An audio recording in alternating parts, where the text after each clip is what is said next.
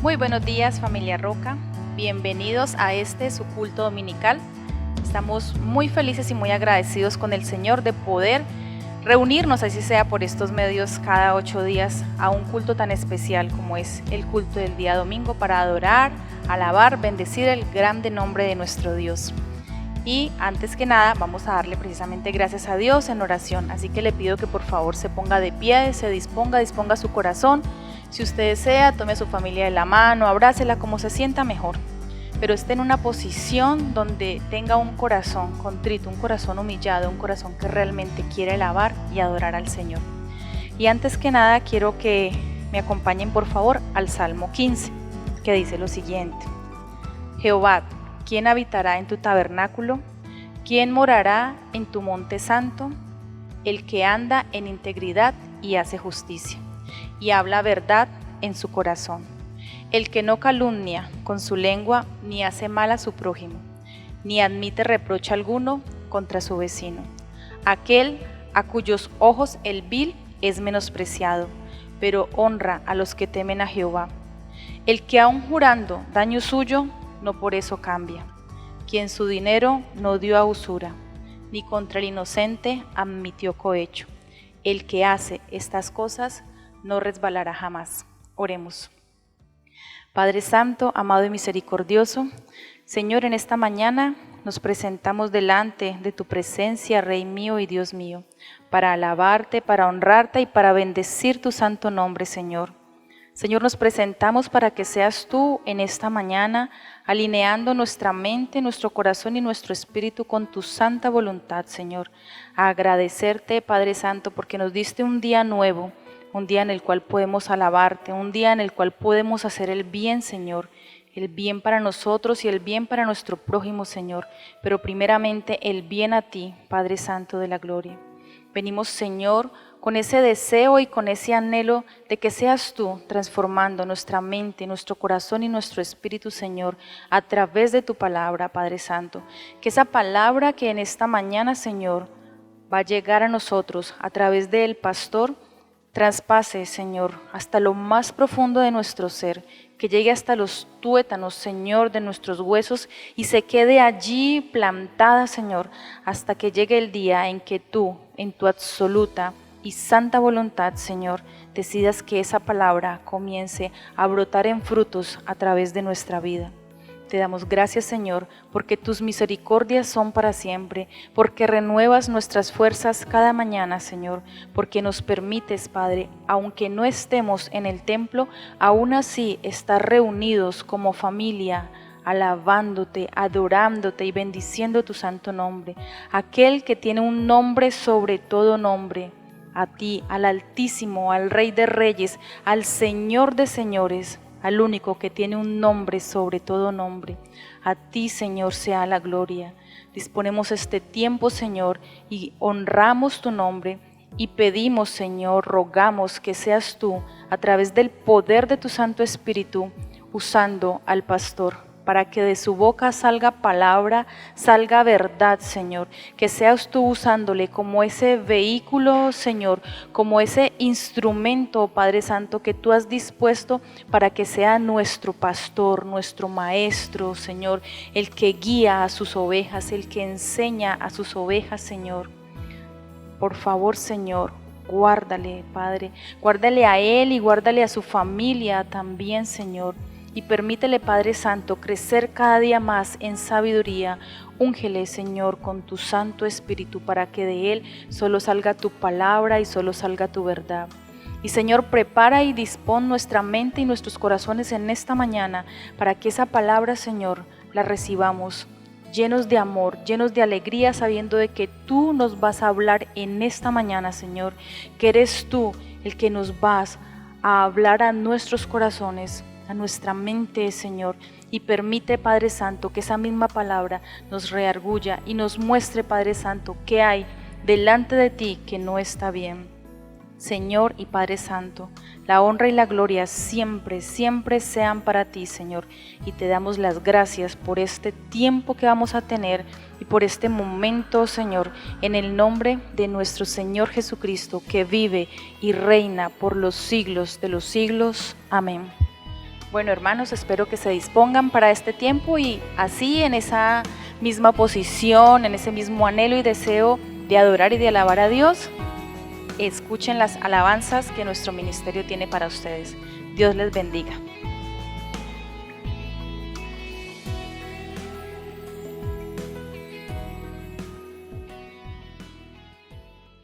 Iglesia, hoy queremos invitarte a adorar y a exaltar a nuestro Señor. Hoy, Señor, te damos gracias porque nos permites adorarte y exaltarte en este día, Padre Santo. Quiero invitarte a que te pongas de pie y que dispongas de todo tu cuerpo, de toda tu alma y de todo tu ser para adorar a nuestro Rey de Reyes, a nuestro Señor de Señores. Por eso yo te canto y te alabo, porque sé que me proteges, porque estoy de tu lado. Por eso yo te canto y te adoro, porque sé que nunca jamás me dejarás desamparado.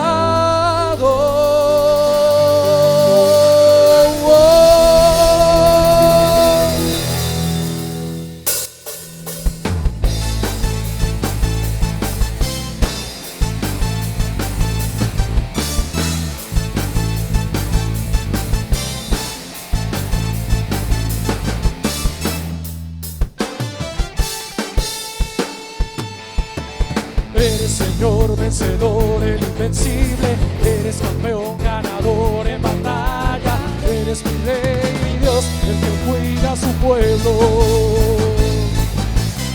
Eres Señor vencedor, el invencible. Eres campeón ganador en batalla. Eres mi Rey, mi Dios, el que cuida a su pueblo. Por eso yo te canto y te alabo, porque sé que me proteges, porque estoy de tu lado. Por eso yo te canto y te adoro, porque sé que nunca jamás me dejarás desamparado.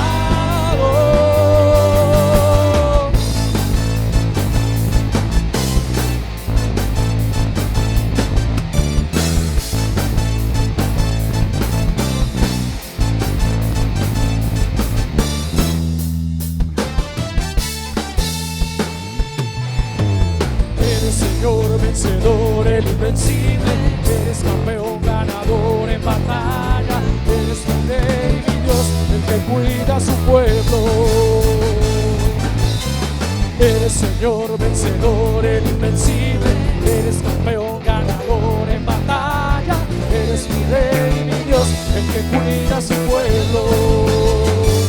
Por eso yo te canto y te alabo, porque sé que me proteges, porque estoy de tu lado.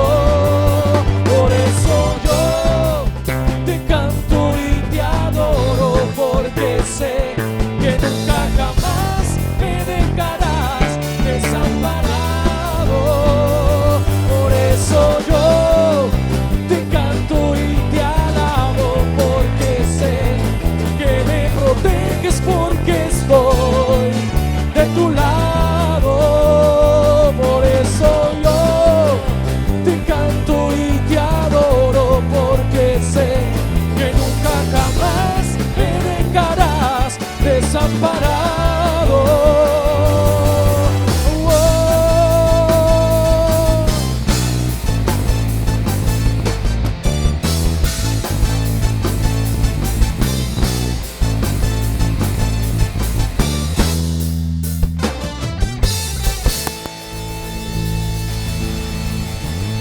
Nuestro Rey, eres nuestro vencedor, Señor.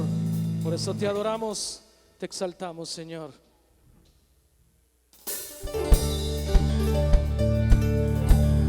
Y al que es digno, Señor, levantamos nuestra alabanza y nuestras voces para exaltarle y honrarle.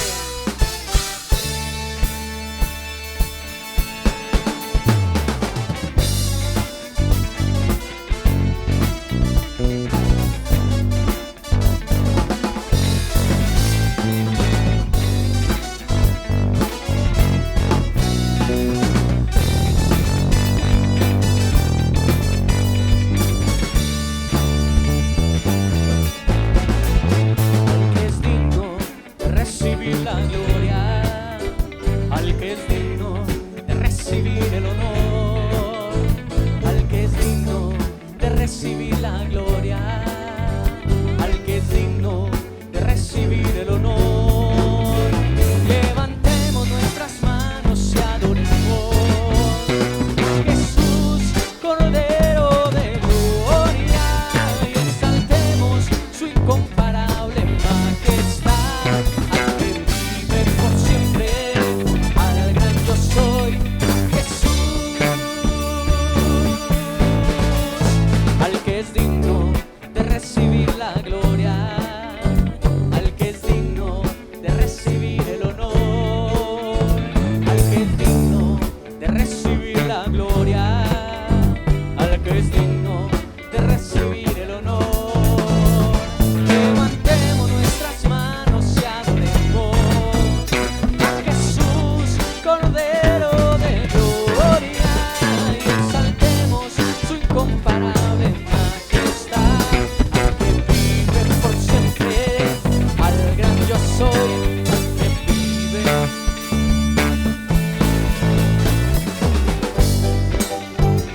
Así es, y que tú desde tu casa también puedas estar en ese mismo sentir, exaltar y alabar al que es digno por siempre y siempre, a nuestro Jesús.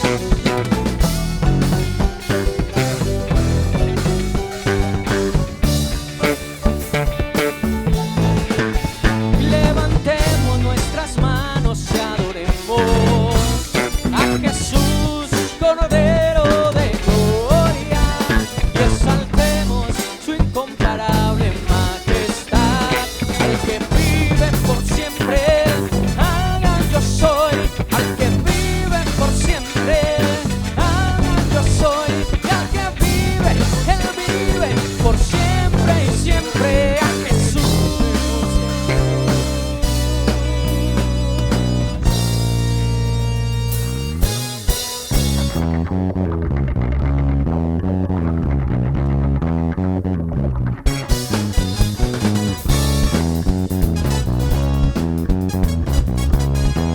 Dile ahí también. Venció, Cristo venció, venció al diablo en la cruz, venció, Cristo venció, venció a toda potestad. Él es Jesús, Hijo de Dios, y en él nadie se puede perder. Él dijo que Él es la luz, es el camino, la vida y la verdad. Venció, Cristo venció, venció al diablo en la cruz, venció, Cristo venció, venció a toda potestad.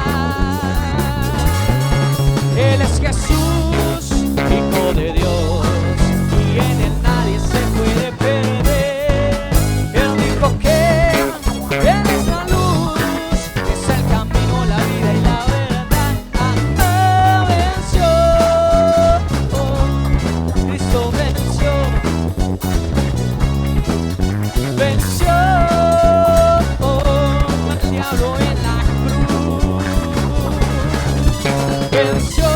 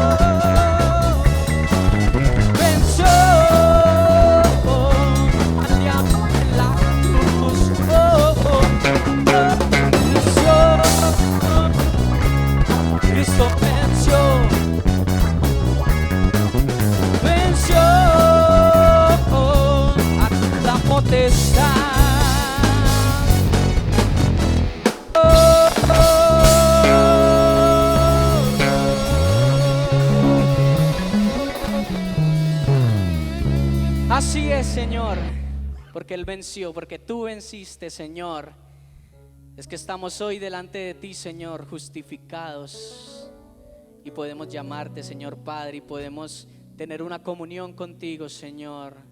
Levantar, Señor, nuestras manos, alzar nuestras voces, Señor. Podemos ser escuchados, Rey, por esa bendita sangre, Señor. Tú eres santo, Rey, y queremos vivir, Señor, para poder adorarte, Señor. Que nuestros corazones, Señor, se puedan desbordar, Señor, por esa gratitud, Señor, que sentimos, Señor, al ver esa obra hecha en la cruz, Señor. Te honramos y te cantamos así. Santo, santo, tú eres digno, el cantarte es un honor. Rey de gloria, Dios grandioso, tu nombre santo es. Las naciones y el universo fueron hechos por tu voz.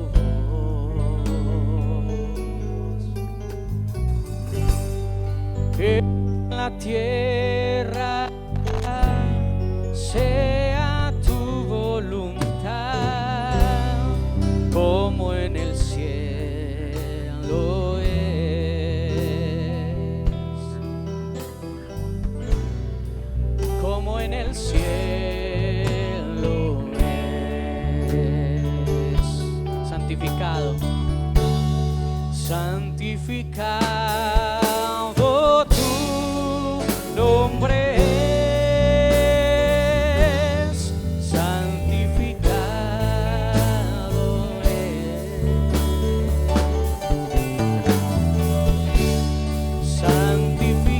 santificado tu nombre es, Señor y majestad, divina autoridad, tu nombre santo es.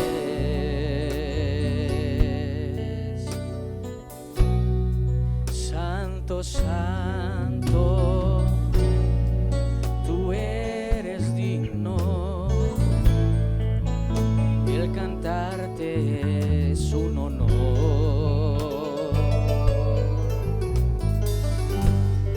Rey de gloria, Dios grande,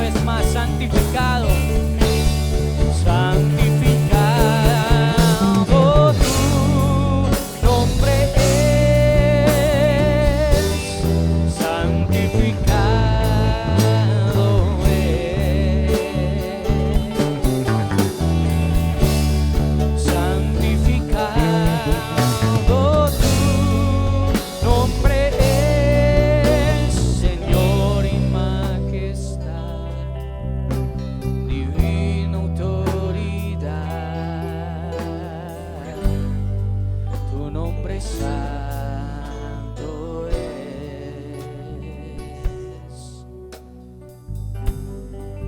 Tu nombre santo es, Señor. Tú eres glorificado, Señor. Te glorificamos en esta hora y te honramos, Padre, porque tu nombre santo es, Señor. Y es lo que sentimos, Señor, en nuestros corazones. Gracias, Señor, por un día más que nos regalas, Señor, por la alabanza, Señor, que nos permites cantarte, Señor, por moverte en medio de este lugar, Señor, de nuestra familia, de nuestras casas, Dios.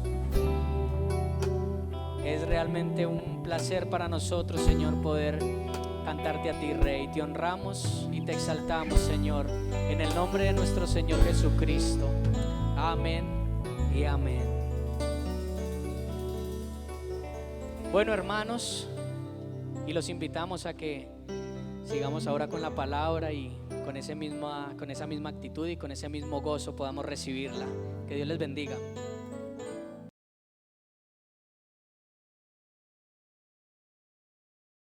Iglesia, muy buenos días, bienvenidos a este tiempo donde podemos estudiar juntos la palabra del Señor.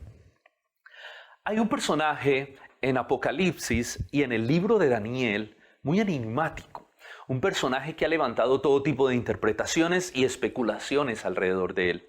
Daniel y Juan en Apocalipsis lo llaman la bestia. Bienvenidos a esta predicación que he titulado La verdad sobre el anticristo y el sello de la bestia.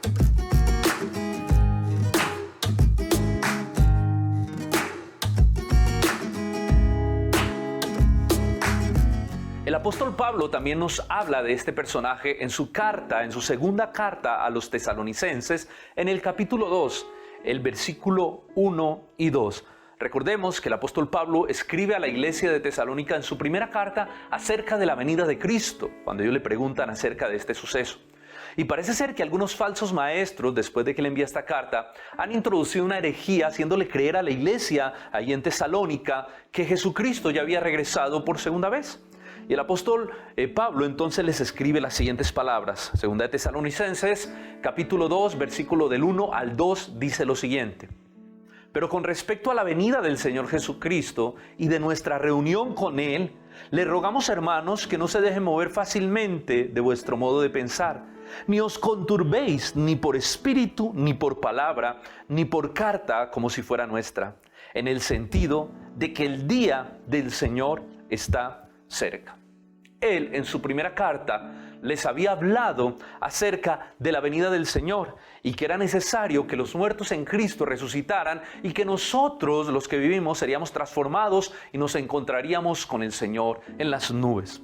Pero al parecer hubo una gran confusión por causa de los falsos maestros diciendo que Jesucristo ya había regresado. Esto ponía en tela de juicio todo lo que Pablo les había enseñado sobre la segunda venida de Cristo. Ellos estaban ahora tremendamente confundidos, porque entonces decían todo aquello que Pablo nos escribió en la primera carta no era una realidad, porque si Cristo vino, los muertos no resucitaron y nosotros no fuimos transformados ni levantados con Él. Por lo tanto, el apóstol Pablo les escribe en la segunda carta a los tesalonicenses acerca de este asunto y les habla de dos eventos que deben venir antes de la segunda venida del Señor. Y eso está en segunda de Tesalonicenses, el versículo 3 del capítulo 2. Pablo dice: nadie os engañe de ninguna manera, porque no vendrá, hablando de Jesucristo, sin que antes venga la apostasía y se manifieste el hombre de pecado, el hijo de perdición. Escuchen estos términos que utiliza el apóstol Pablo para definir un personaje que aparecerá justo antes de la segunda venida de Cristo, que tiene que venir antes de su regreso. El hombre de pecado, el hijo de perdición. Dos cosas que deben suceder antes de la segunda venida de Cristo.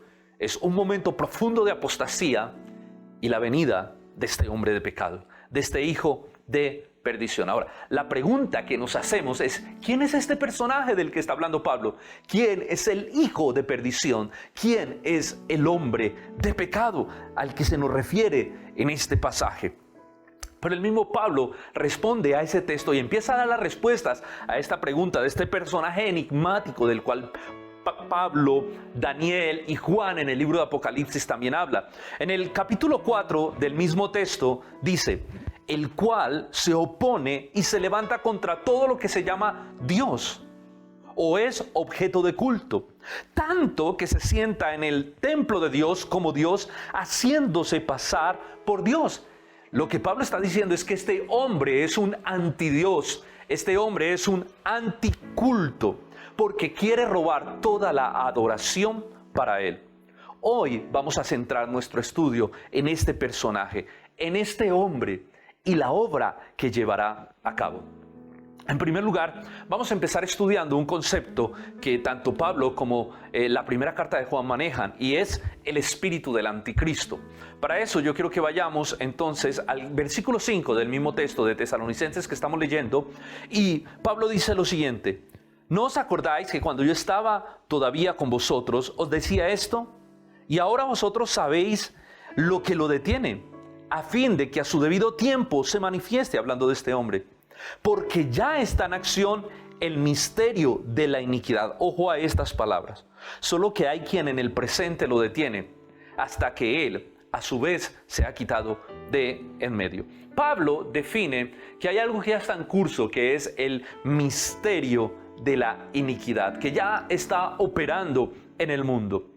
Y que este hombre que hace parte de este misterio de la iniquidad no se ha manifestado porque hay algo sobrenatural que a su vez lo detiene, hablando de que Dios de manera soberana no ha permitido que este hombre de pecado, este hijo de maldición, se manifieste hasta que llegue el tiempo que está señalado en las Escrituras para su manifestación.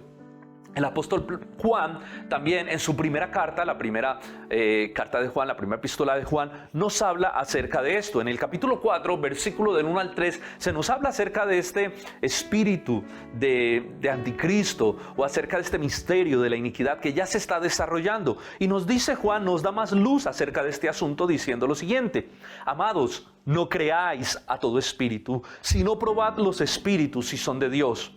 Porque muchos falsos profetas han salido por el mundo. En esto conoced el Espíritu de Dios. Todo espíritu que confiesa que Jesucristo ha venido en carne es de Dios. Y todo espíritu que no confiesa que Jesucristo ha venido en carne no es de Dios. Y este es el espíritu del anticristo, el cual vosotros habéis oído que viene y que ahora está en el mundo. Lo que dice Juan es que ese espíritu del anticristo ya está operando. Entonces podemos identificar lo siguiente: el hijo de pecado, el hombre de maldición, no se ha manifestado, pero el espíritu del anticristo ya ha venido operando, ya está operando en el mundo. Este es el espíritu que se opone a toda la verdad de Dios. Es un espíritu de mentira. Es un espíritu que se opone a la obra de Cristo. Por eso anticristo es un espíritu que está en contra de esa obra de Cristo. De hecho, como lo dice Juan, ya han venido muchos anticristos, ya se han manifestado muchos anticristos, porque este espíritu ha estado operando ya en la historia de la humanidad. Cuando nosotros revisamos la historia del pueblo de Israel y la historia de la iglesia, hay muchos personajes que tienen o se les puede acuñar este término del anticristo. Por ejemplo, Antíoco Epifanes, un hombre perversamente malvado que persiguió y mató a muchos israelitas, que fue capaz inclusive de ofrecer un cerdo en el altar de los sacrificios. Un hombre que se proclamó a sí mismo como Dios y que buscaba la adoración para él. Pero también tenemos otro personaje en el Nuevo Testamento muy conocido por la iglesia primitiva, y fue Nerón. Otro personaje perverso que reclamó la adoración para él, que persiguió a los cristianos, que mató muchísimos cristianos. Nerón incendió la ciudad de Roma con el propósito de poder hacer, él era el gobernador, el mandatario, pero quería hacer su palacio más grande. Por lo tanto, quemó la ciudad sin que la gente se diera cuenta, o tratando de parecer que fuera una farsa, para poder hacer más grande su palacio y su trono en el centro de la ciudad de Roma. Él culpó a los cristianos de esto que había sucedido, y a muchos de ellos los quemó entonces como antorcha. Se dice entonces la historia que fue Nerón quien mató a Pablo, lo decapitó porque era ciudadano romano. Pero a Pedro lo crucificó. Ahora Pedro, en honor a la muerte de su maestro, dijo: si me van a crucificar, entonces háganlo boca abajo. Y esta fue la manera en que Nerón masacró muchos líderes y muchos cristianos. Los cristianos de la iglesia primitiva temían la maldad de este hombre, que era conocido como el anticristo de su momento. Miren lo que dice 1 Juan capítulo 2, versículo 18. Dice: hijito, ya es el último tiempo y según vosotros oíste que el anticristo viene. Así que ahora han surgido muchos anticristos. Juan no lo aclara allí. Por esto conocemos que ya estamos en el último tiempo. Juan mismo dice que ya han surgido muchos anticristos. Juan sabe que es el último tiempo. Ahora, necesitamos entender algo, aclarar este término de qué es el último tiempo.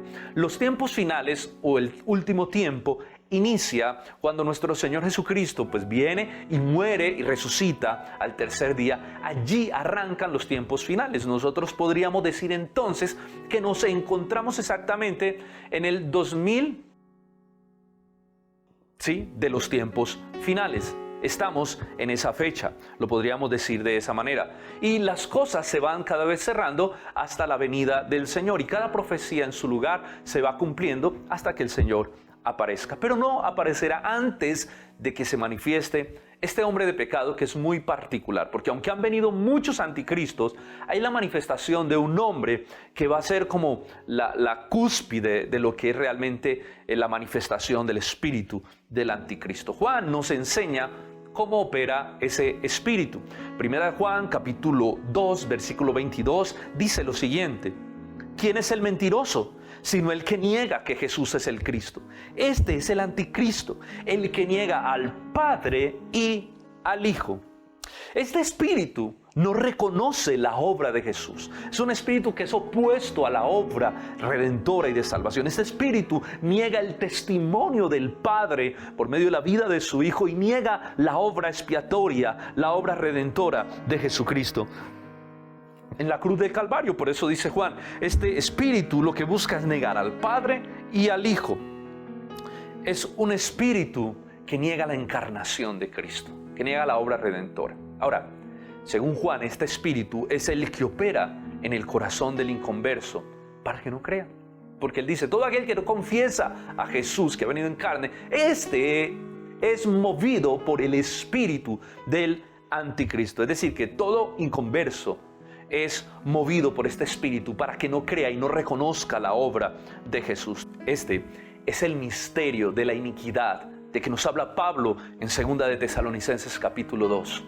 Un poder que se manifestará en su debido momento, un poder que se encuentra restringido por la soberanía y la gloria de Dios, pero que se le permitirá operar con toda su maldad, con toda su iniquidad, a través de este hombre de maldición, de esta bestia, en el momento que Dios lo ha determinado ya en la historia de los tiempos, que está escrito en la palabra de Dios. Esta bestia, este anticristo, tendrá su manifestación justo antes de la segunda venida del Señor.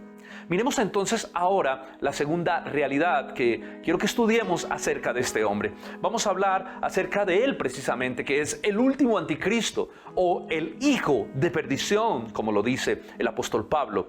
Pablo nos dice que Jesús no vendrá antes de que este hombre se manifieste. Es decir, él debe manifestarse primero y luego llegará el Señor por segunda vez. Miren lo que dice el versículo 3. Nadie os engañe de ninguna manera, porque no vendrá, 2 de Tesalonicenses 2:3, porque no vendrá sin que antes venga la apostasía y se manifieste el hombre de pecado, el hijo de perdición. Aquí Pablo no está hablando ya de ese espíritu de iniquidad, sino de una persona en particular, el anticristo final que aparecerá justo antes de la segunda venida de nuestro Señor Jesucristo. Este será el anticristo, el último y el más agresivo que aparecerá al final de la historia. Piensa un momento en esto. Si Nerón y todos estos hombres que han venido como un prototipo de este anticristo han sido perversos, no me imagino la perversidad en la cual operará este último anticristo. Juan, vamos ahora sí al libro de Apocalipsis, habla de él en el capítulo 13 y mira la manera como lo describe. Capítulo 13, versículos 1 y 2 dice: me paré sobre la arena del mar y vi subir del mar una bestia que tenía 7 cabezas y 10 cuernos, y en sus cuernos 10 diademas, y sobre sus cabezas un nombre blasfemo. Y la bestia que vi era semejante a un leopardo, y sus pies como de oso, y su boca como boca de león. Ojo, y el dragón le dio su poder y su trono y grande autoridad. Quiero hablar acerca de unos datos curiosos que encontramos en Apocalipsis acerca de esta bestia. En primer lugar, es una bestia que sale del mar y que tiene un nombre blasfemo. Empecemos por ahí. Tiene un nombre blasfemo, un nombre contra Dios. A esta bestia, el dragón en la escritura es Satanás. Es muy fácil determinarlo. En Apocalipsis es Satanás, ese dragón. Dice que le da todo su poder, su trono y grande autoridad. Podemos ver aquí la manera en que Satanás va a investir a este hombre de poder, de autoridad, tanto que gobernará sobre su trono. Miren, este último anticristo prácticamente es un hombre totalmente poseído por el mismo Satanás, no por cualquier demonio. Será mismo Satanás quien posea a este hombre y quien gobierne a través de él. Piensa por un momento la perversidad y la maldad que saldrán de la vida y del gobierno de este hombre. Satanás lo revestirá con toda su autoridad, con todo su poder maligno y con toda la autoridad que tiene sobre los reinos y sobre el mundo. El príncipe, recuerden que él es el príncipe de este mundo, y pondrá entonces esa autoridad, su gobierno sobre este hombre, lo que quiere decir que este hombre regirá el mundo con la perversidad maligna del mismo diablo.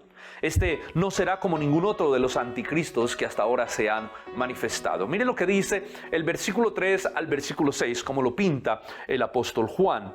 Vi una de sus cabezas como herida de muerte, ojo a esto, pero su herida mortal fue sanada, y se maravilló toda la tierra en pos de la bestia. Y adoraron al dragón que le había dado autoridad a la bestia, y adoraron a la bestia, diciendo: ¿quién como la bestia? ¿Y quién podrá luchar contra ella? También se le dio boca que hablaba grandes cosas y blasfemias, y se le dio autoridad para actuar 42 meses. Versículo 6. Y abrió su boca en blasfemias contra Dios, para blasfemar de su nombre, de su tabernáculo y de los que moran en el cielo. Dice Juan que toda la tierra le adorará. Se maravillará acerca de este milagro, porque dice que era una herida de muerte que fue sanada, y la tierra lo vio, y la tierra se admirará y adorará a esta bestia y al dragón. Toda la tierra, ojo, porque el texto nos dice que toda la tierra se maravillará y lo adorará a este espíritu. Ahora, este siempre ha sido el deseo de este espíritu, este ha sido el deseo de Satanás, es recibir para él la gloria que solo merece Dios, es recibir de todos los hombres esa adoración que es única y digna de nuestro gran Dios. Por eso dice que cuando la obtenga, entonces se sentirá tan grande y tan poderoso que levantará su boca en blasfemia contra Dios y contra el cielo. Podemos ver la arrogancia que habrá este hombre, arrogancia que proviene del mismo infierno, que será capaz de levantar su boca contra el cielo y contra el mismo Dios y contra su trono. Ahora, este hombre, claro, en su deseo de adoración y en su profunda arrogancia, perseguirá a todos aquellos que no le adoren. Y los verdaderos creyentes en ese momento obviamente se opondrán, así como Daniel en su momento y sus amigos se opusieron a la adoración del rey. Los verdaderos creyentes se opondrán a la adoración de este rey, de su estatua, de la bestia, de todo lo que gire alrededor de él. Por lo tanto, en su arrogancia y en su poder, este hombre iniciará una persecución agresiva contra el pueblo de Dios, contra los cristianos de aquel momento. Será una persecución cual nunca ha existido antes ni habrá jamás en la historia. Y de eso recuerdan que hablamos en una de las predicaciones pasadas, cuando estudiamos en Mateo 24, en la predicación cuando el fin se acerca. El versículo 7 de Apocalipsis 13 y el versículo 8 nos hablan de esto. Miren por favor cómo lo dice. Y se le permitió, el texto empieza diciendo que se le permitió, fue algo que Dios lo permitió, hacer guerra contra los santos, y vencerlos. También se le dio autoridad sobre toda tribu, toda lengua y toda nación, y le adoraron todos los moradores de la tierra, escuchen por favor, cuyos nombres, esto es muy importante, cuyos nombres no estaban escritos en el libro de la vida del Cordero que fue inmolado desde el principio del mundo. Apocalipsis 13 del 7 al 8. Será un momento de persecución cual nunca antes ha existido ni existirá. Y lo tenaz es que el texto dice que esto le fue permitido por Dios para que esta bestia pudiera vencer sobre el pueblo de Dios. Y cuando dice vencer, significa que tuviera la autoridad de matarlos. Muchos cristianos, o los cristianos, morirán en manos de esta bestia en este tiempo. Recuerda que nosotros hablamos, como lo decía ahorita, en el mensaje Señales antes del fin, cuando Jesús habló de la persecución que se generaría al final de los tiempos, cómo la persecución sería algo que iría en aumento agresivamente hasta el final de los tiempos. Casi que la persecución final sería algo tan agresivo que entraría a las mismas familias. Les voy a leer el pasaje por si no lo recuerdan. Está en Marcos capítulo 13, versículo del 12 al 13. Dice así: y el hermano entregará muerte al hermano, y el padre al hijo, y se levantarán los hijos contra los padres y los matarán. Y seréis aborrecidos de todos por causa de mi nombre, mas el que persevere hasta el fin, este será salvo. Es impresionante porque nos habla de una persecución que entrará al interior de los hogares, donde los padres perseguirán a los hijos perseguirán a los padres. Es decir, será una persecución que se generará dentro de la misma familia. Dice, y todos seréis aborrecidos por causa de mi nombre. Esta es la persecución final de la cual Jesús está hablando. Uno piensa, ¿y cómo se podría dar esto? ¿Cómo se podrían perseguir la familia en sí misma por causa del Evangelio? Bueno, pues para mí la única manera es cuando hay un engaño tan terrible que ha creado una fantasiosa lealtad a un falso Dios. Cuando la gente está enfermamente adicta a la adoración o al querer congraciarse con un falso Dios que será capaz de entregar a su misma familia. Eso es lo que pasa, se traicionarán las familias por esa lealtad fantasiosa a este hombre, a esta bestia que nos habla Apocalipsis.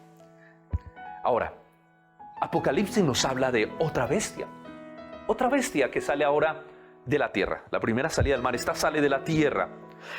Miremos el versículo 11 y vamos a tratar de entender cuál es esta segunda bestia y cuál es el papel que juega dentro de toda esta escena del final de los tiempos.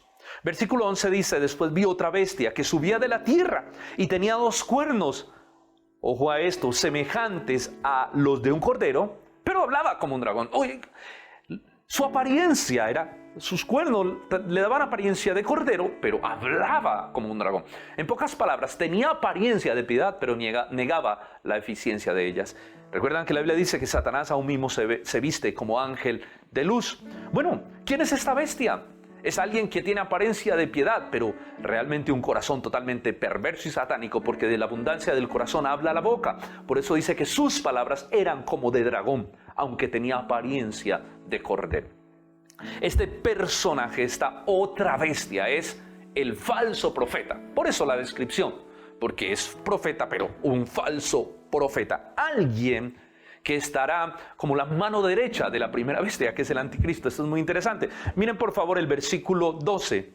Y ejerce toda la autoridad de la primera bestia en presencia de ella, y hace que la tierra y los moradores de la tierra adoren a la primera bestia, cuya herida mortal fue sanada. Así que, ¿cuál es la función de esta segunda bestia o de este falso profeta? Generar toda la adoración o llevar toda la adoración hacia la primera o el anticristo. Es lograr que por medio de toda su falsedad, de todo su engaño, de ese poder engañoso con el que será recubierto, la gente pueda adorar, toda la tierra adore al anticristo, a la primera bestia.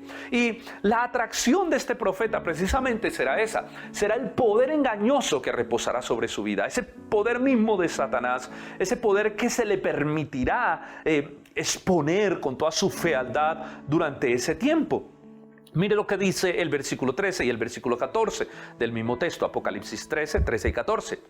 También hace grandes señales, de tal manera que aún hace descender fuego del cielo a la tierra. Impresionante, delante de los hombres. Y engaña a los moradores de la tierra con señales que se le han permitido hacer. Es decir, hay un permiso para que haga estas señales en presencia de la bestia, mandando a los moradores de la tierra que le hagan imagen a la bestia, que tiene la herida de espada y que vivió. Es impresionante el poder engañoso con el que la Biblia nos revela que vendrá este hombre. Tanto que hace recordar a Elías, porque el único que ha hecho ese milagro, que vemos que ese milagro sucedió, es que cayera literalmente fuego del cielo sobre la tierra, fue Elías. Y fue un milagro poderoso que toda la tierra creyó en Elías, ¿verdad? Y fueron en contra de los profetas de Baal. Esto mismo sucederá con este hombre. Se le permitirá tener ese tipo de señales para que la gente sea engañada y vayan en pos de él y de la adoración a esta primera bestia o al falso profeta. Engañará de tal manera que pedirá que le hagan imagen a la bestia y que la adoren. Pero algo que me impacta del texto es que dice que se le permitirá. Y ese se le permitirá es precisamente que Dios permitirá que estas cosas sucedan. Recuerdan que hay un poder que restringe la aparición de este hombre y toda la maldad, con toda su fealdad, que sean manifestadas en su totalidad. Pues bueno, esa restricción será quitada y se le permitirá a Satanás actuar con todo su poder, porque no olviden que Satanás también tiene un poder, y un poder engañoso, y que puede hacer falsos milagros, falsas profecías, falsas señales. Satanás tiene el poder de hacer todas estas cosas, pero en este tiempo se le permitirá hacerlo sin ninguna restricción, que todo ese poder maligno sea desplegado. Por eso Pablo dice en el versículo 9, cuando uno empieza a entender y a hilar los cabos, a armar la película o todo este cuento, esta trama que está para el final de la historia. Si volvemos a Tesalonicenses, se lo voy a leer, el capítulo 2, versículo del 9 al 12 de la segunda carta, dice: inicuo, hablando de este hombre, cuyo advenimiento es por obra de Satanás, con gran poder y señales y prodigios mentirosos, dice Pablo, y con todo engaño de iniquidad para los que se pierden, porque uno se preguntaría ¿por qué? Por cuanto no recibieron el amor de la verdad para ser salvos.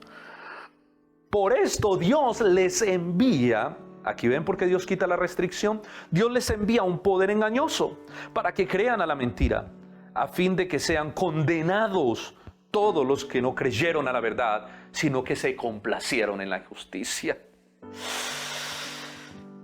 Es decir, Dios mismo quitará su restricción. ¿Por qué causa? Por juicio a aquellos que decidieron rechazar la verdad. Porque la ira de Dios se revela contra toda injusticia, que detiene con injusticia la verdad, nos dice Romanos. Y como no quisieron tener en cuenta a Dios, Dios simplemente los entregó a sus pasiones vergonzosas. Y como no quisieron tener en cuenta a Dios, Dios los entregó a la mentira y a la idolatría.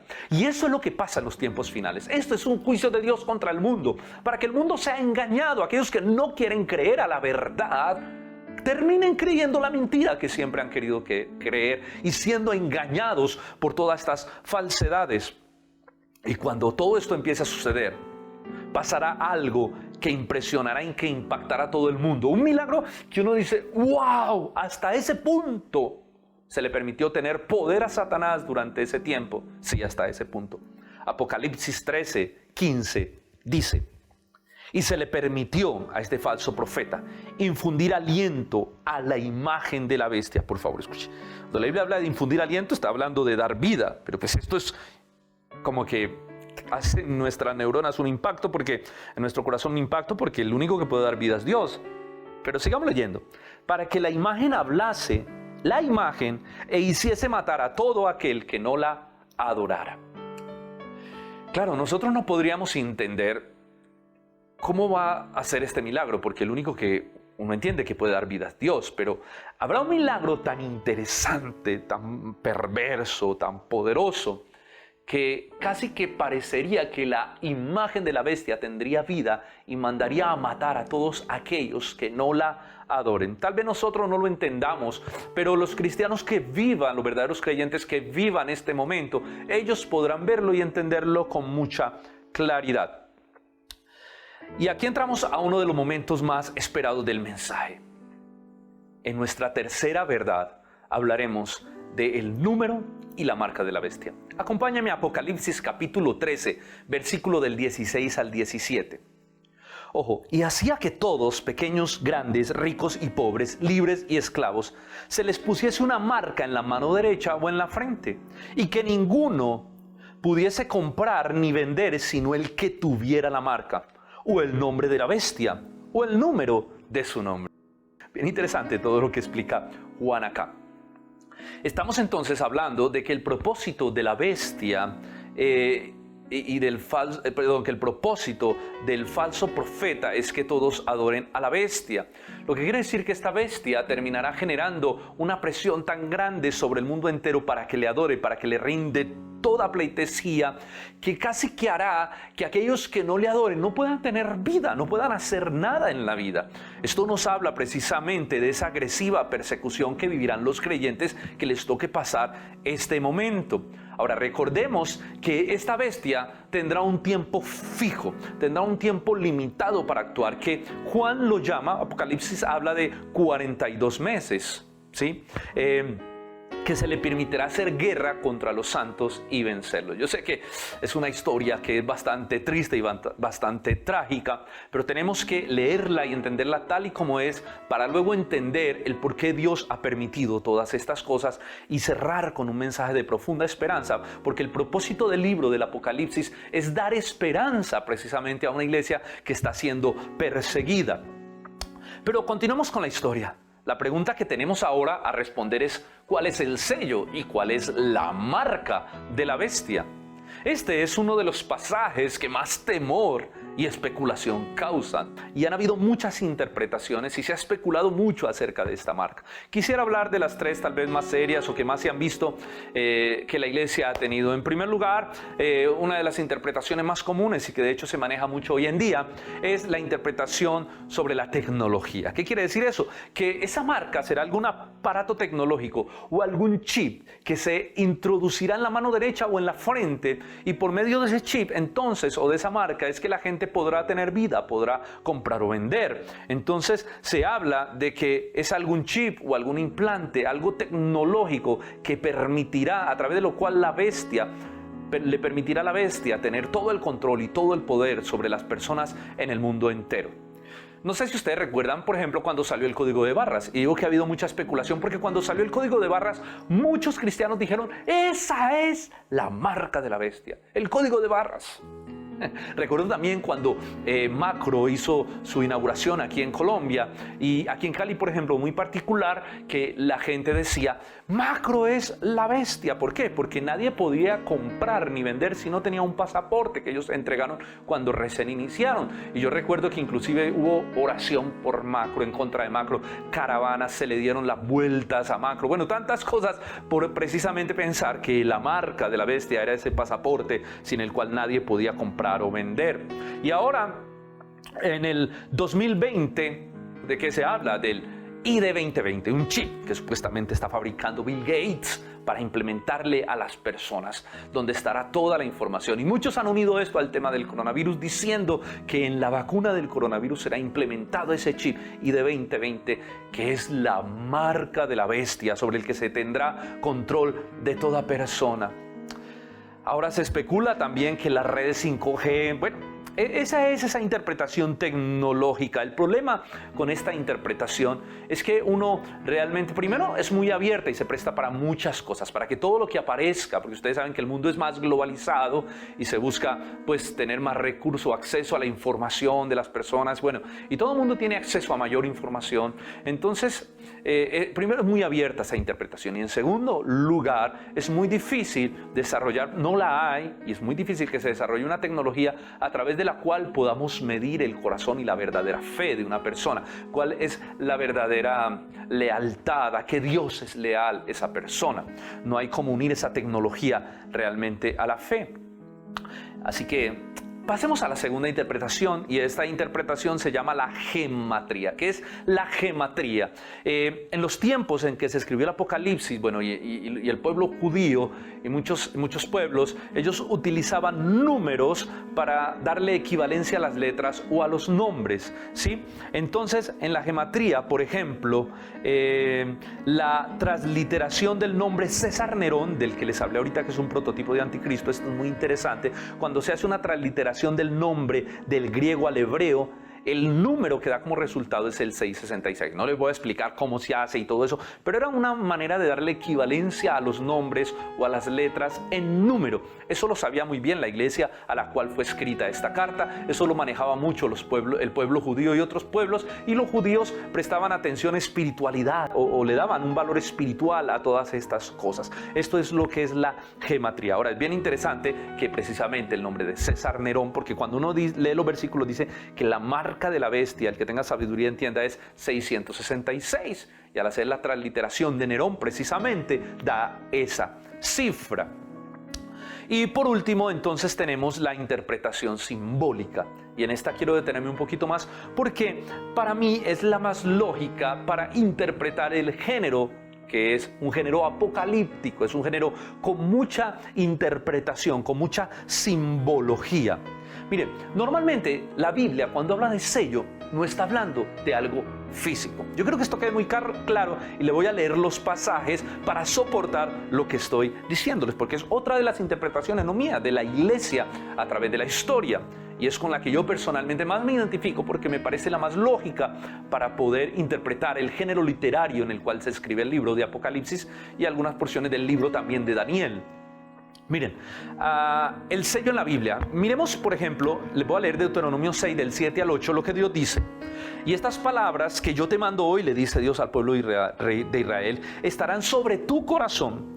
Y las repetirás a tus hijos y hablarás de ellas estando en tu casa y andando por el camino y al acostarte y cuando te levantes. Y las atarás como una señal, como un sello en tu mano, y estarán como frontales entre tus ojos. Miren que Dios habla aquí de una señal, y Dios no quería que ellos se pegaran la Biblia en su mente o en sus manos. Ahora, muchos de los fariseos llegaron a esta conclusión y se ataban versículos, ¿verdad?, para hacer de manera literal cumplir esto, y es lo que muchos interpretan ese Apocalipsis, esta parte también del sello. Pero no, esto que está hablando, esta señal, es algo simbólico, ¿verdad?, algo simbólico, y es que la palabra de Dios estuviera en sus frentes, que la repitieran a sus hijos, que la pusieran en práctica y estuvieran la palabra de Dios en sus frentes y en sus manos, en sus frentes, haciendo símbolo a que en sus pensamientos, su manera de pensar, su manera de interpretar la vida, de vivir la vida, debería ser de una manera bíblica. Los mandamientos de Dios deberían estar en su mente y en su corazón como señales entre sus ojos, y en las manos como una marca, diciendo que sus obras debían glorificar a Dios. Sus obras debían estar basadas en la palabra de Dios. Los mandamientos de Dios debían ponerse por obra. Esto es la manera como uno interpreta este pasaje. No es algo literal, no es un sello o una marca literal, ¿verdad? También la Biblia nos habla, por ejemplo, que el Espíritu Santo es el sello, las arras de nuestra herencia, el sello con lo que hemos sido los verdaderos creyentes, hemos sido sellados, se nos ha puesto el Espíritu Santo en nuestra vida. Dios mismo a través de su Espíritu mora, pero no es un sello físico, tú no lo ves, es un sello espiritual. Él mora en nosotros, hemos sido sellados, es una manera simbólica de representarlo y es una manera espiritual también de verlo. Apocalipsis también nos habla no solo de los sellados por la bestia, nos habla de los sellados por Dios. Miren, el capítulo 7, versículos 2 y 3 nos habla de esto. Y dice: y vi también otro ángel que subía de donde sale el sol, y tenía el sello de Dios vivo, y clamó a gran voz a los 4 ángeles, a quienes se les había dado el poder de hacer daño a la tierra y al mar, diciendo: no hagáis daño a la tierra, ni al mar, ni a los árboles, hasta que hayamos sellado en sus frentes a los siervos de nuestro Dios. Había un sello que se tenía que colocar en el pueblo de Dios, en los hombres de Dios, en las mujeres de Dios, antes de que estos ángeles pudieran venir a desatar todo esto que nos habla también el libro de Apocalipsis. Ahora, pero ese sello precisamente también es un sello que es simbólico, que es un sello espiritual, que nos habla de algo espiritual, así como es el sello del Espíritu Santo. Vemos entonces que el asunto en la Biblia es más un tema espiritual, que no es perceptible a los sentidos humanos. Por lo tanto, en esta interpretación no creemos que el sello, que la marca de la bestia sea realmente o literalmente algo físico, sino esas intenciones, esos deseos, esa entrega del corazón a Dios o a un ídolo, a Dios para ser sellados con el Espíritu Santo, o a un ídolo, a los demonios, o a esta bestia para ser sellados. El sello viene a ser entonces esa lealtad, esa dedicación. En pocas palabras podríamos decir que Hoy en día el mundo está dividido en dos sellos y siempre lo estará. El mundo está dividido por dos sellos, está marcado por dos sellos. Los sellados por Dios, que tienen el Espíritu Santo, y los sellados por el anticristo, aquellos que tienen el sello del anticristo. Lo interesante es que se pueden pasar de allá para acá, es decir, de ese sello del anticristo hacia los hijos de Dios, pero no se podrán pasar de aquí para allá. Porque Jesús fue muy claro cuando dijo: mis ovejas, las que oyen mi voz, nadie las arrebatará de mi mano. El apóstol Pablo dice también que ni tribulación o angustia, peligro, hambre o desnudez, que ni potestades, ni ningún demonio, ni nada podrá separarnos del amor de Dios que es en Cristo Jesús. La Escritura lo marca muy claro. Estamos sellados con el Espíritu, le pertenecemos a Dios, somos propiedad divina. En pocas palabras, el sello del diablo es hecho con marcador borrable. El sello del anticristo es con marcador borrable. Pero el sello de Dios es con tinta indeleble. Realmente es imposible que quienes hayamos sido sellados con el Espíritu Santo podamos también recibir el sello del anticristo. Eso sería totalmente antibíblico y casi que incoherente pensarlo, ¿verdad? Suponte esto, que ya estamos en aquel tiempo, que ya el personaje ya está activo, ya está persiguiendo a los cristianos, están implantando el chip o la marca de la bestia, y de un momento a otro a ti te toman, te duermen, ¿verdad? Y dormido te incrustan ese chip. Entonces te habrán puesto la marca de la bestia casi que de manera inconsciente.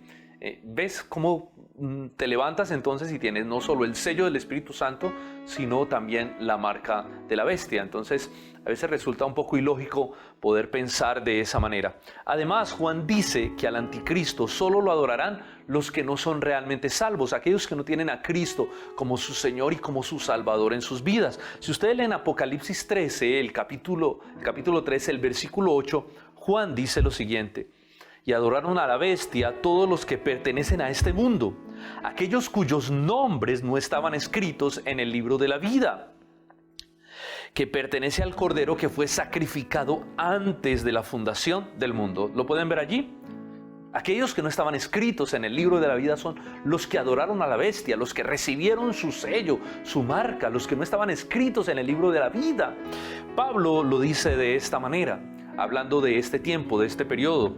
Dice: a fin de que sean condenados todos los que no creyeron a la verdad, sino que se complacen en la injusticia. Pero nosotros, o sea, empieza hablando de que los que son condenados, los que adoran esta bestia, los que siguen este falso movimiento final, son aquellos que no creyeron a la verdad, que no obedecieron a la verdad, que tienen un corazón duro para con el Evangelio. Luego dice, en el versículo siguiente, dice, el versículo 13 de 2 de Tesalonicenses, capítulo 2, dice: pero nosotros debemos dar gracias a Dios respecto a vosotros, hermanos amados por el Señor, de que Dios os haya escogido desde el principio para salvación, mediante la santificación por el Espíritu y la fe en la verdad, a lo cual os llamó mediante nuestro Evangelio para alcanzar la gloria con nuestro Señor Jesucristo. Aquí el apóstol Pablo dice que da gracias a Dios porque aquellos que han sido escogidos por el Señor para salvación y que han creído realmente en el Evangelio, que están escritos en el libro de la vida del Cordero, no adorarán la bestia ni el falso profeta, sino que ellos verán la gloria del Señor. Así pues que, hermanos, mire, la marca de la bestia no es ni el chip de Bill Gates, ni el ID 2020, ni la vacuna contra el coronavirus, ni las redes 5G, ni nada de esto, ni el código de barras, porque, como les decía ahorita, termina siendo absurdo hacer una interpretación de esa manera. Eso es como pelear la batalla equivocada. Como pelear contra el enemigo y tener la información equivocada, contra el enemigo equivocado y tener una información equivocada.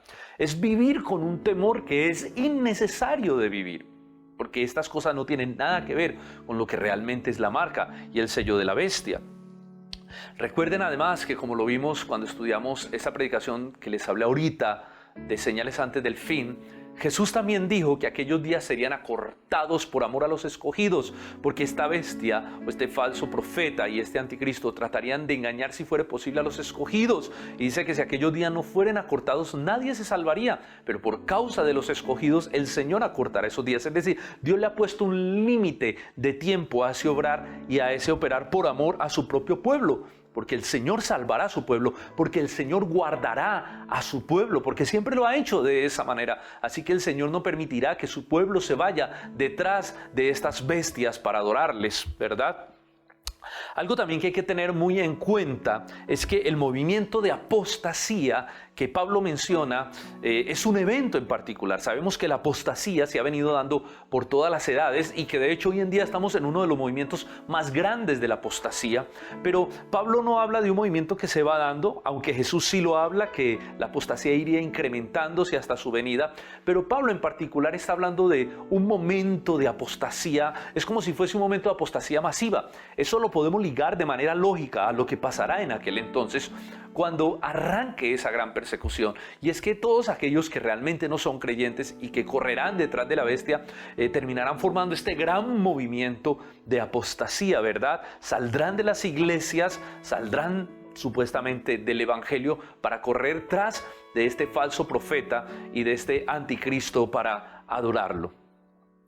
Así que hermanos, ellos saldrán porque nunca fueron salvos realmente, porque a ellos no les interesaba Cristo y su gloria, sino que estaban detrás de su propio bienestar y de sus propios milagros, y como ya encontraron otro lugar, otro personaje que les hace esos milagros, entonces sencillamente saldrán a adorar a este personaje. Así pues, permítame concluir mi mensaje de la siguiente manera.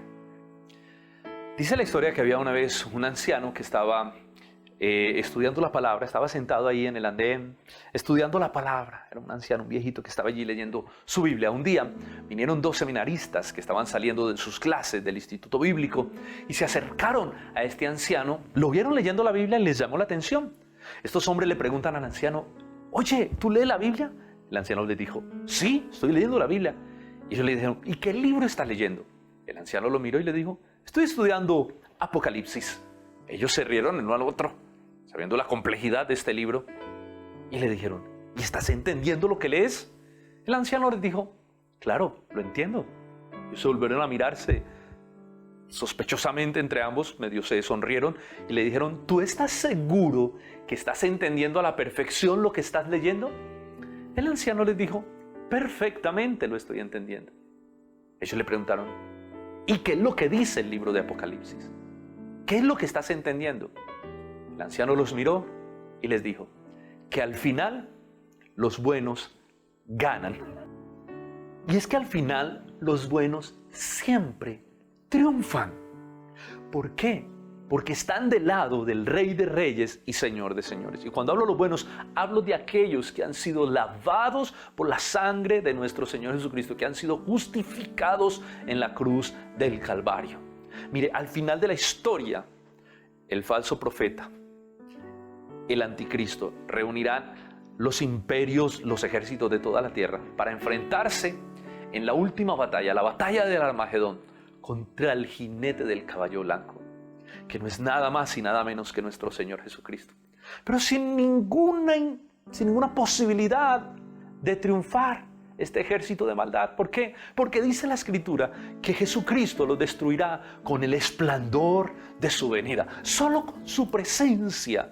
Hermano, nunca te olvides de qué lado estás. No temas, no desfallezcas, no desmayes, porque al final los buenos ganan. Y ese es el mensaje del texto de Apocalipsis. Es que entendamos que nosotros tenemos un Dios que reina sobre todo, que gobierna sobre todo, que no debemos temer porque Él tiene el control de todo y Él es el que permite que las cosas sucedan. Él es el Rey soberano al cual adoramos, el cual es digno de toda gloria, el cual es digno de toda alabanza. Hermano, nunca olvides de qué lado estás. Nunca olvides quién es tu capitán. Tu capitán, mi capitán, nuestro Dios, nuestro Rey, es el Rey de reyes y Señor de señores.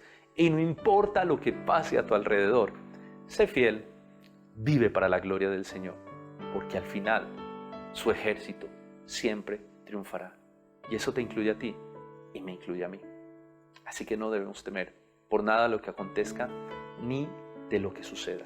Para eso fue escrito el libro de Apocalipsis, para recordarnos la grandeza, la gloria y el poder de aquel Dios al que nosotros servimos. ¿Qué tal si oramos a ese Dios y le damos gracias? Señor, te damos gracias por tu misericordia, por tu bondad, por tu fidelidad, por guardarnos, por protegernos, Señor. porque tú eres el comandante, Señor, porque estamos de tu lado, porque nada podrá hacernos frente, porque ni la vida, ni la muerte, ni ángeles, ni principados, ni potestades, ni lo futuro, ni lo porvenir, nada podrá separarnos del amor de Dios que es en Cristo Jesús, Señor nuestro.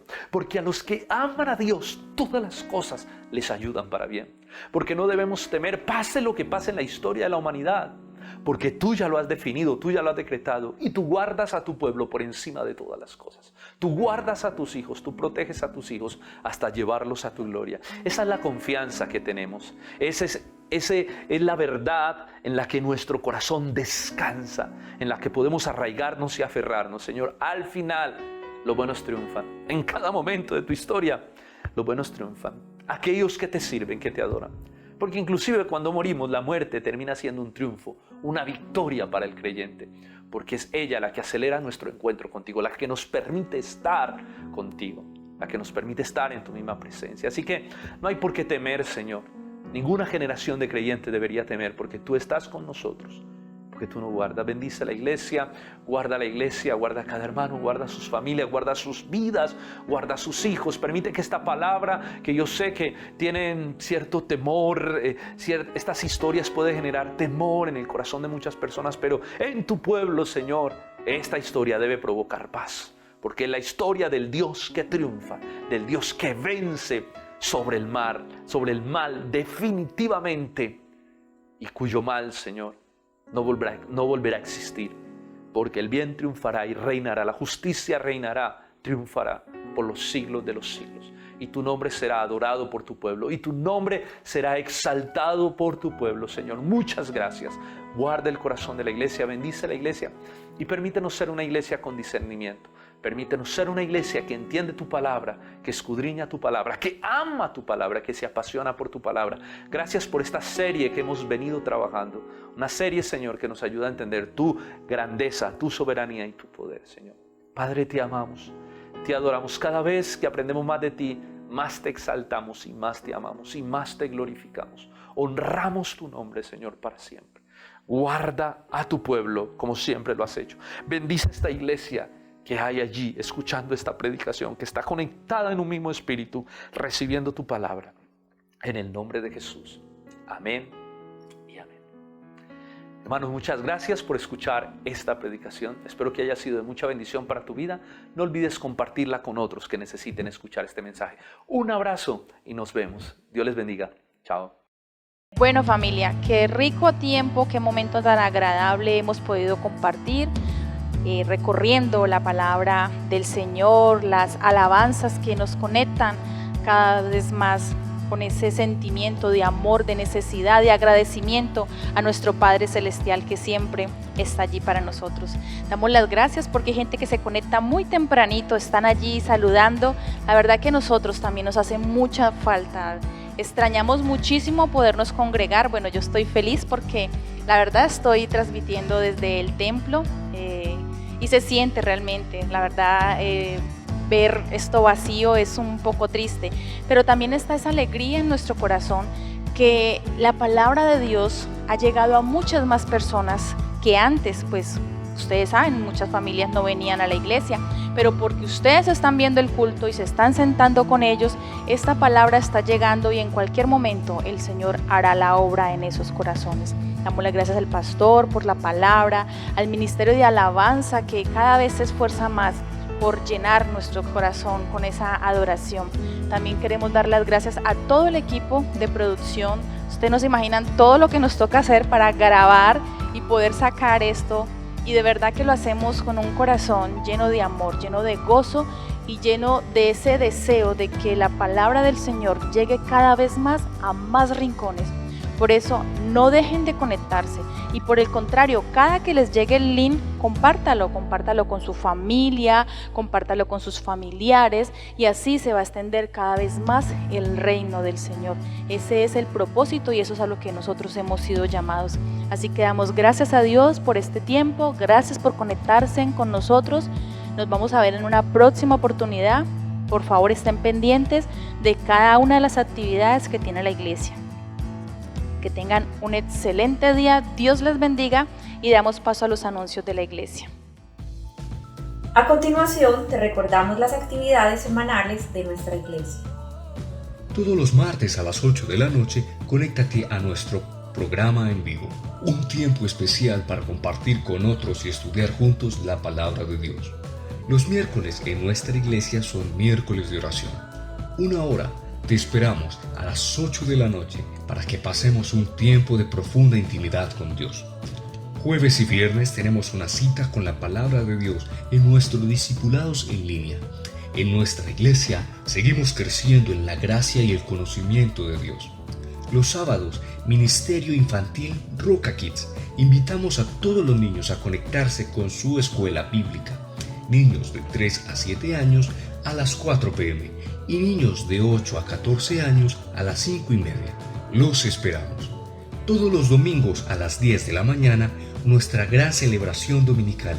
Un tiempo especial para que adoremos a Dios en familia.